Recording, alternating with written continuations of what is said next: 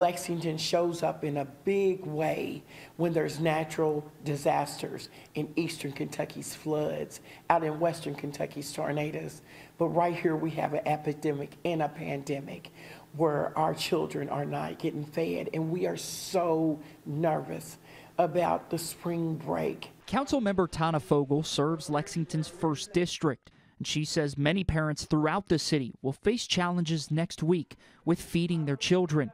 That's because during spring break, those kids can't get the school-provided meals that they rely on. So Councilmember Fogel is calling on the people of Lexington to fill up the north side branch of the library so that she and her partners can go out into the community and make sure that no child goes home hungry.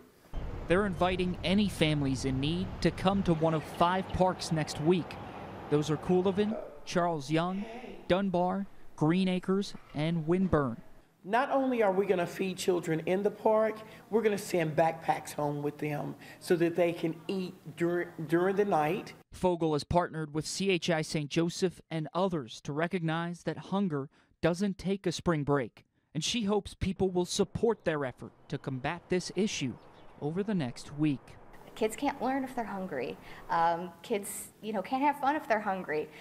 We are one of the richest cities in Kentucky. So there's no excuse. In Lexington, Jeremy Toms, WKYT.